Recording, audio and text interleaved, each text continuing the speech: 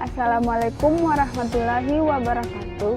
Saya Agustina Marianti dari jurusan Bimbingan dan Konseling Fakultas Ilmu Pendidikan Angkatan 2018.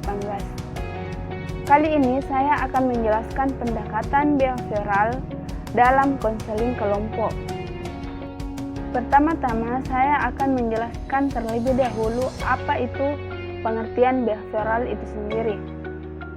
Pendekatan behavioral berakar dari eksperimen psikologi dan penelitian mengenai proses belajar pada manusia dan hewan. Sebelum tahun 1960-an, behavioral belum dapat diterima dalam ranah psikologi, sosial, pendidikan, ataupun psikiatri. Tetapi sejak tahun 1970-an, behavioral mulai digunakan secara luas dalam bisnis dan industri, pengasuhan anak, meningkatnya keterampilan atlet, dan lain sebagainya. Pada konsep konseling behavioral, tingkah laku manusia merupakan hasil belajar yang dapat diubah dengan memanipulasi dan mengkreasikan kondisi-kondisi belajar. Behavioral adalah suatu pandangan ilmiah tentang tingkah laku manusia. Tingkah laku yang dimaksud adalah perbuatan yang ditampilkan oleh individu. Tujuan dari pendekatan behavioral adalah untuk memodifikasi tingkah laku yang tidak diinginkan atau maladaptif, sehingga menekankan pada pembiasaan tingkah laku positif atau adaptif. Pada pendekatan behavioral dikenal dengan reinforcement dan punishment. Tingkah laku adaptif yang tampak diberikan penguatan atau disebut juga reinforcement, yaitu memberi penguatan yang menyenangkan setelah tingkah laku yang diinginkan ditampilkan. Kemudian itu tujuan agar tingkah laku itu cenderung akan diulangi dan menetapkan di masa yang akan datang. Sementara tingkah laku maladaptif akan diberikan punishment yang bertujuan agar tingkah laku tersebut tidak terulang di masa yang akan datang.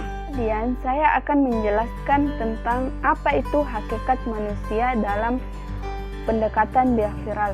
Hakikat manusia berdasarkan pandangan behavioral merupakan makhluk hereditas yang netral atau tidak baik dan tidak jahat, yang membawa seperangkat kebutuhan yang akan diakomodasikannya dalam lingkungan di mana mereka berada. Karenanya, keberadaan manusia akan sangat bergantung pada situasi lingkungannya, yaitu lingkungan internal dan eksternal, sebagai pembentuk kepribadian. Interaksi terhadap lingkungan sebagai suatu proses pembelajaran dan kematangan juga merupakan intervensi yang menempatkan manusia sebagai produsen sekaligus sebagai hasil lingkungan. Tujuan pendekatan behavioral dalam ranah konseling kelompok. Tujuan konseling dalam kerangka kerja behavioral tergantung pada permasalahan konseling itu sendiri. Perumusan tujuan dibuat spesifik dalam bentuk apa yang konseling akan perbuat, di mana tingkah laku akan terjadi dan bagaimana sebaiknya tingkah laku itu ditampilkan. Selain yang tadi, tujuan behavioral sendiri terbagi menjadi dua, yaitu tujuan umum dan tujuan khusus. Tujuan umum dari konseling behavioral sendiri yaitu membantu konseling menghilangkan perilaku bermasalah dan mempelajari tingkah laku yang lebih efektif. Kemudian tujuan khusus dari pendekatan behavioral itu sendiri adalah membantu konseling mempelajari tingkah laku spesifik sesuai dengan keunikan konseling. Peran dan fungsi konselor dalam pendekatan behavioral dibagi menjadi 6 peran dan fungsi. Yang pertama yaitu konselor berperan sebagai guru, pengarah, dan ahli dalam mendiagnosis tingkah laku. Yang kedua itu konselor harus menerima dan memahami konseli tanpa mengadili atau mengkritik. Yang ketiga itu, konselor juga harus dapat membuat suasana yang hangat, empatik, dan memberikan kebebasan bagi konseli untuk mengekspresikan diri. Dan yang keempat itu, memberikan informasi dan menjelaskan proses yang dibutuhkan anggota untuk melakukan perubahan. Yang kelima itu, konselor harus memberikan responsmen. Dan yang keenam itu, mendorong konseling untuk mentransfer tingkah laku dalam kehidupan nyata. Dan kemudian yaitu saya akan menjelaskan bagaimana hubungan konseli dan konselor dalam pendekatan behavioral. Beberapa penelitian dan bukti klinis menunjukkan bahwa hubungan terapi bahkan dalam konteks orientasi perilaku dapat memberikan kontribusi signifikan terhadap proses perubahan perilaku. Dalam Genford 1904, sebuah hubungan terapi yang baik meningkatkan kesempatan konseli untuk menerima terapi tersebut. Penting bahwa konseli bekerja sama dengan terapi dan juga konseli mempunyai pengharapan positif terhadap keberhasilan efektivitas terapi sehingga memberikan hasil yang sukses. Terapis perilaku ahli mengkonseptualisasikan masalah secara behavioral dan menggunakan hubungan konseli terapis dalam memfasilitasi perubahan. Terapi eksperimental terutama menekankan pada sifat pelugasan antara konselor dan konseli. Sebaliknya, sebagian besar praktisi behavioral menyampaikan faktor-faktor seperti kehangatan, empati, orientitas, serba boleh, dan penerimaan adalah hal yang tidak dibutuhkan, tetapi itu saja belum cukup agar perubahan perilaku terjadi.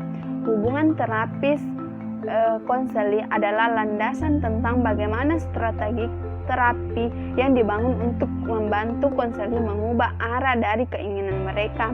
Namun demikian, terapis perilaku mengasumsikan bahwa konseli melakukan kemajuan terutama karena teknik perilaku khusus yang digunakan, bukannya karena hubungan dengan terapis.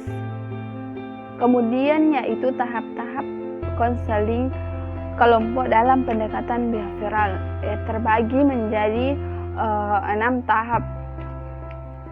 Yang pertama yaitu memulai kelompok. Konselor mengadakan pertemuan dengan setiap individu untuk menentukan apakah individu-individu tersebut cocok untuk ditangani dalam kelompok dan memiliki kemampuan untuk berprestasi dalam kelompok. Aktivitas dalam pertemuan kelompok yang pertama dipusatkan adalah pengorganisasian kelompok, mengorientasikan konseli ke proses kelompok dan memulai membangun kebersamaan kelompok. Dan yang kedua yaitu pembatasan atau penentuan masalah. Masalah konseli yang diceritakan pada kelompok perlu dianalisis terlebih dahulu. Konselor mengidentifikasi asisten dan konsekuensi tingkah laku dengan melakukan analisis yang sistematis tentang tingkah laku bermasalah tersebut, sehingga konselor dapat memberikan stimuli dan mengeksplorasi lebih lanjut unsur-unsur penguatan yang mungkin ada pada masalah itu. Dan yang ketiga itu perkembangan dan sejarah sosial. Pada tahap ini, konselor dapat meminta konseli untuk mengungkapkan keberhasilan dan kegagalan dalam hidupnya, kelebihan dan kekurangan dirinya, hubungan sosial dan penghambatan tingkah laku, dan konflik-konflik yang dialaminya. Dan yang kemudian yaitu yang keempat, pernyataan tujuan behavioral. Konseli harus menyatakan masalah dan tujuan yang diharapkan dalam bentuk behavioral. Tujuan yang spesifik ini merupakan tujuan bagi perilaku khusus yang akan diubah. Dan yang kelima yaitu siasat pengubahan tingkah laku. Pada tahap ini akan sangat membantu jika konselor mengembangkan behavioral yang spesifik, yaitu kontrak mingguan dengan setiap anggota. Dan yang terakhir yaitu pengalihan dan pemeliharaan tingkah laku yang dikehendaki. Pengubahan tingkah laku ini dapat difasilitasi pemanfaatan kelompok sebagai dunia kecil dalam kehidupan yang sebenarnya. Konselor perlu membangun situasi di mana anggota kelompok dapat mencoba tingkah laku baru yang dikehendaki dalam situasi kelompok, sehingga mereka dapat memperoleh balikan atau feedback atas usaha mereka. Dan yang terakhir yaitu teknik-teknik konseling dalam pendekatan behavioral setting kelompok. Yang pertama yaitu desensitisasi sistematik. Teknik ini digunakan untuk menghilangkan kecemasan dengan kondisi rileks saat berhadapan dengan situasi yang menimbulkan kecemasan yang bertambah secara bertahap. Yang kedua yaitu teknik relaksasi, di mana teknik ini digunakan untuk membantu konseling mengurangi ketegangan fisik dan mental dengan latihan pelemasan otot-ototnya dan pembahayaan situasi yang menyenangkan saat pelemasan otot-ototnya sehingga tercapai kondisi rileks baik fisik dan mentalnya. Dan yang ketiga itu teknik flooding. Teknik ini digunakan untuk konselor membantu konseling mengatasi kecemasan dan ketakutan terhadap suatu hal dengan cara menghadapkan konseling tersebut dengan situasi yang menimbulkan kecemasan tersebut secara berulang-ulang sehingga kecemasannya terhadap situasi tersebut.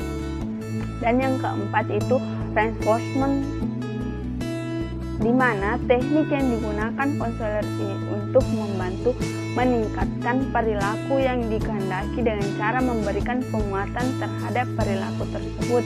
Dan yang kelima yaitu modeling.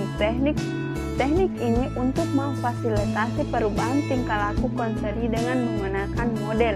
Dan yang keenam itu restructuring kognitif, di mana teknik ini menekankan pengubahan pola pikir, penalaran, dan sikap konseling yang tidak rasional menjadi rasional. Dan yang ketujuh yaitu assertive training, di mana teknik ini membantu konseling mengekspresikan perasaan dan pikiran yang ditekankan terhadap orang lain secara lugas tanpa agresif. Dan yang kedelapan yaitu self management, di mana teknik ini dirancang untuk membantu konseling mengendalikan dan mengubah perilaku sendiri melalui pantauan diri, kendali diri, dan ganjaran diri. Dan yang kesembilan yaitu behavioral rehabilitasi, di mana teknik ini penggunaannya pengulangan atau latihan dengan tujuan agar konseling belajar keterampilan antar pribadi yang efektif atau perilaku yang layak. Yang kelima itu behavioral kontrak atau pengubahan tingkah laku, suatu kesepakatan tertulis atau lisan antara konseling dan konselor sebagai teknik untuk memfasilitasi pencapaian tujuan konflik. Teknik ini memberikan batasan, motivasi, intervensi bagi pelaksanaan kontrak dan tugas-tugas yang ditetapkan bagi konseling untuk dilaksanakan antara pertemuan konseling. Yang ke-11 itu homework, di mana teknik yang digunakan dengan cara memberikan tugas atau aktivitas yang dirancang agar dilakukan konseling antara pertemuan konseling seperti mencoba perilaku baru, menerima perilaku baru tertentu, atau membaca bahan bacaan yang relevan dengan masalah yang dihadapi. Dan yang terakhir itu atau yang ke-12 role playing, atau teknik ini digunakan untuk konselor membantu konseling mencapai tujuan yang diharapkan dengan bermain peran. Konseling memerankan perilaku tertentu yang diinginkan atau dikuasainya sehingga mendapatkan tujuan yang diharapkan.